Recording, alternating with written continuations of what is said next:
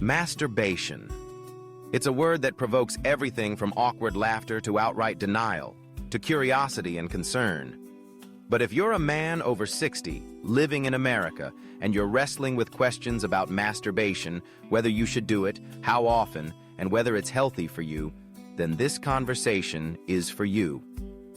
We're going to tackle all the myths, the facts, the science, and the emotions surrounding masturbation, especially as it relates to men in the second half of life.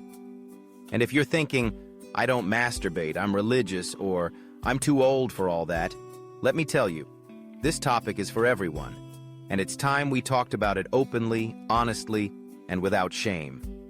So, let's dig in. Let's start with a bit of history and science. Masturbation has been around since, well, the dawn of mankind. In fact, a fascinating scientific paper from 1987 documented a male fetus at just 28 weeks gestation, observed grasping his own penis in a way that resembled masturbation movements. That means, if you're a male, you started exploring yourself long before you were born. It's not just something that happens in puberty or adolescence. It is part of being human, and it's natural. So if you've ever felt embarrassed or ashamed, know that you're not alone, and that your body has been wired for self-exploration since the beginning. Most men start masturbating around puberty, when testosterone levels surge and you spend a little more time in the bathroom than usual. You might remember those days. Maybe you have sons or nephews who you suspect are going through the same thing. For boys, the sign of puberty isn't just a deeper voice or more body hair. It's the first wet dream. That sticky, confusing moment when you wake up and realize something's happened, and you're not sure whether to talk to your mom about it or just hope nobody notices. That's puberty. It's awkward, yes, but also a rite of passage. But the conversation around masturbation doesn't stop at adolescence. For men over 60, it's a subject that's often swept under the rug, ignored, or dismissed as no longer relevant. Maybe you grew up in a household where masturbation was taboo, or your religious beliefs discourage it. Maybe you've read articles or heard from friends that masturbation is harmful, or that it should be avoided. The truth is, masturbation is as relevant for older men as it is for teenagers, and it's time to set the record straight. Let's address the elephant in the room. Should you masturbate? And if so, how often? Is it healthy? Does it carry risks or benefits? The science gives us some fascinating insights. One large-scale study published in the European Urology Journal followed men over 2 decades and discovered that men who ejaculated 21 times per month between the ages of 20 and 40 had a lower risk of developing prostate cancer later in life compared to those who ejaculated less frequently. Now, 21 times a month, that's a lot. Most men aren't having intercourse that often, especially not in later years. So yes, for many, masturbation makes up a significant portion of those ejaculations. Why might frequent ejaculation help protect the prostate? Scientists aren't exactly sure, but one theory is that ejaculation helps clean the pipes. Semen contains zinc, nutrients, and antimicrobial agents, and when you ejaculate, you're essentially flushing out the prostate and urethra. That physical process might help reduce inflammation or remove substances that could contribute to disease. Another idea is that regular ejaculation is a kind of exercise for the prostate, keeping it healthy and functional. The specifics may still be murky, but the evidence suggests that regular ejaculation, through masturbation or intercourse, can be a good thing for your health. Beyond cancer prevention, masturbation can have practical benefits as well. Many men, especially as they age, struggle with premature ejaculation or delayed ejaculation. If you finish too quickly, it can be embarrassing and unsatisfying, not just for you, but for your partner. Masturbating before intercourse can help some men last longer, a simple, practical solution to a common problem. On the flip side, some men experience delayed ejaculation, where climaxing takes much longer and can be frustrating. For those men, masturbation can provide a way to achieve release when intercourse doesn't do the trick. But what about the concern that masturbation could interfere with your ability to have good quality sex with a partner? It's a valid question, and one that deserves a nuanced answer.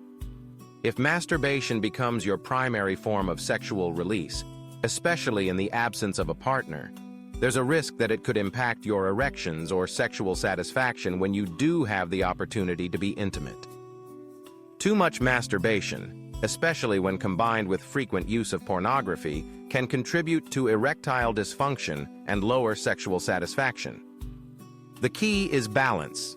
Masturbation shouldn't replace intimacy with a partner, but it can complement it, especially when circumstances make regular intercourse difficult.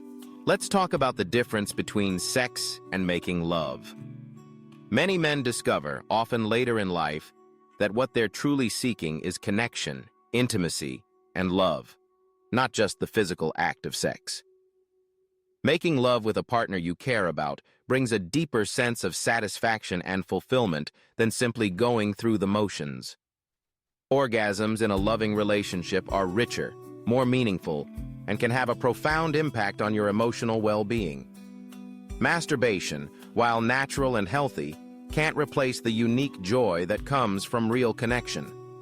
If you're single or your partner isn't interested in sex, masturbation can help you meet your physical needs, but don't lose sight of the emotional and relational aspects of sexuality. Now, let's address a common issue: pornography.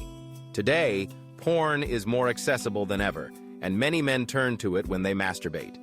But there's growing evidence that frequent use of porn can cause psychological problems, including erectile dysfunction, performance anxiety, and unrealistic expectations about sex.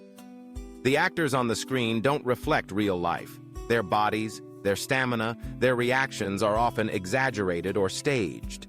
If you find yourself relying on porn for arousal, consider cutting back or exploring other ways to connect with your sexuality. Instead of using porn as a crutch, focus on your own sensations, fantasies, and memories. You'll find that your sexual experiences become more authentic and satisfying. Traditional medicine, such as Chinese medicine, offers another perspective. In Chinese philosophy, excessive ejaculation is thought to weaken the body's kidney yin, the life force associated with fertility and vitality. While science hasn't confirmed these ideas, they do remind us of the importance of balance. Too much of anything, including masturbation, can be harmful. If you're masturbating 3 or 4 times a day, every day, that's likely too much. For most men, 2 to 3 times a week is a good guideline, especially if you're in a relationship where intercourse isn't always possible or desirable. Of course, life isn't always perfect or predictable. Sometimes your partner isn't interested in sex. Sometimes you're dealing with illness, recovery, or different levels of libido. Masturbation can fill the gap, helping you maintain sexual health and relieve stress. There's no one-size-fits-all answer. Your needs, your body, and your relationship all play a role. What about men who've had their prostate removed or who take medications that affect ejaculation? For those who've had a prostatectomy, ejaculation usually isn't possible, but orgasm can still occur. The nerves controlling orgasm are separate from the prostate itself. Some men report even more intense orgasms after prostate surgery. Drugs like Viagra or Cialis can help with erections, but may also cause delayed ejaculation or numbness. If you're experiencing these issues, talk to your doctor about adjusting dosages or exploring other solutions. So, what's the takeaway? Masturbation is normal, natural, and healthy for men of all ages, including those over 60. It can help protect your prostate, relieve stress, and address common sexual concerns. But like anything in life, moderation is key. If you're relying on masturbation as your only sexual outlet, or using porn excessively, you may want to rethink your habits. Aim for balance. 2 to 3 times a week is a reasonable guideline for most men. Whenever possible, prioritize intimacy with a partner. If that's not feasible, masturbation can help you stay sexually healthy and emotionally grounded. Remember, masturbation is nothing to be ashamed of. You've probably been doing it since you were a child, or, if we believe the science, since you were in the womb. It's part of being human, and talking about it openly is the first step toward healthy aging and sexual wellness. Whether you're dealing with medical issues, relationship challenges, or just navigating the realities of life after 60, know that you're not alone. Millions of men are facing the same questions, the same concerns, and the same opportunities to redefine sexuality as they age. So, what should you do? First, let go of guilt or shame. Your body is designed for pleasure and connection. Second, set realistic expectations. Masturbation is healthy, but it shouldn't replace intimacy or become an obsession.